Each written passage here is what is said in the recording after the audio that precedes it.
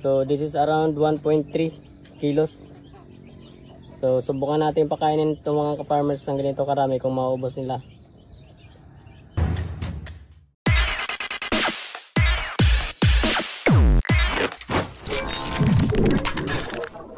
So ito na yung pakain natin sa ating mga big mga ka-farmers. So since normal yung dumi nila, magdadagdag tayo ng konti.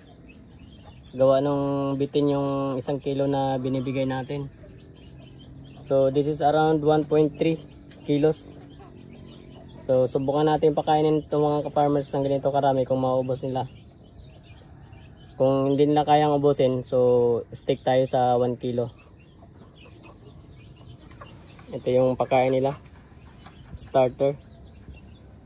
Since hindi tayo gumamit ng pre-starter, ito na yung pagkain nila. So ibabad lang muna natin mga ka-farmers hanggang sa lumambot. Tapos saka na natin dagdagan ng tubig pag yung papakain na natin. So tatanggalin muna natin itong mga tabing mga ka-farmers para maaliwalas naman. Since hindi naman naulan, tanggalin muna natin yan.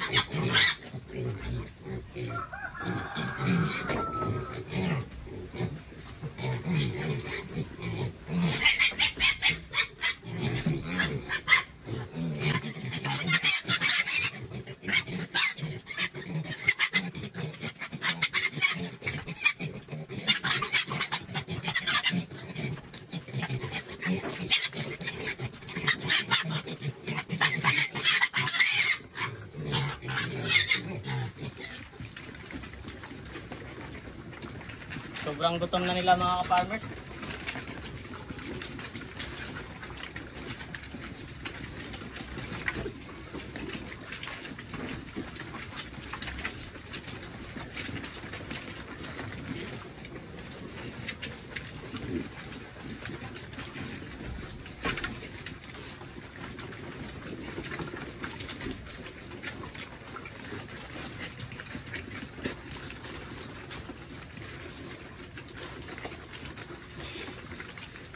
Tingin ko parang kulang pa rin yung pagkain natin mga ka-farmers.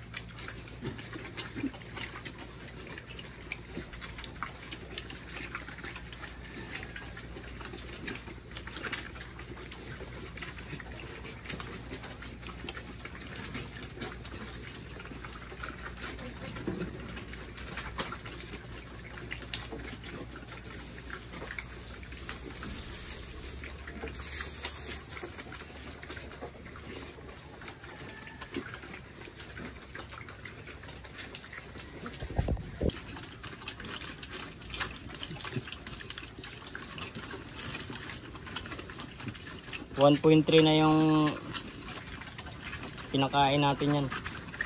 So parang bitin pa rin. Kaya lang hayaan lang muna natin ng ganyan.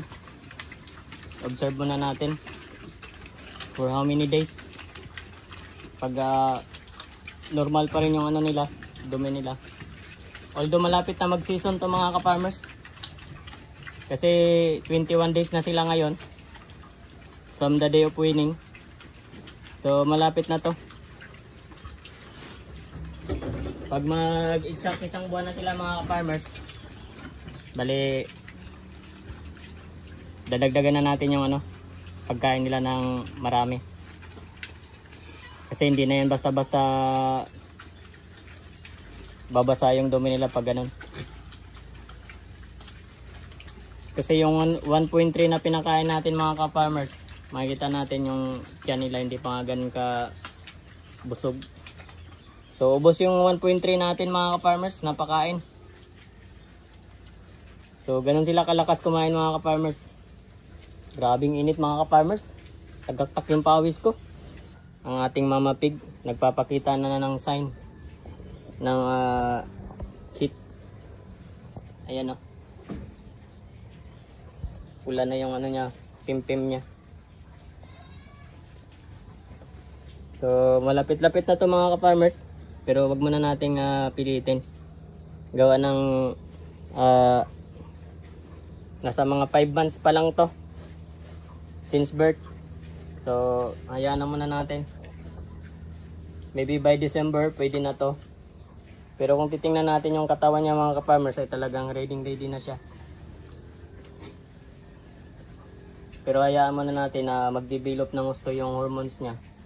Kaya wag na muna nating pilitin. Dumugo yung tenga niya. Paano kaya to? Siguro sumabit pag ano. Baka pumipilik-pilik siya. Ganun, sumabit. Nasugat. Kasi nasa pinakagilid eh. Pag ganun siguro. Pumapalak-palak siyang ganun. Tumama siguro sa may matalim na bagay.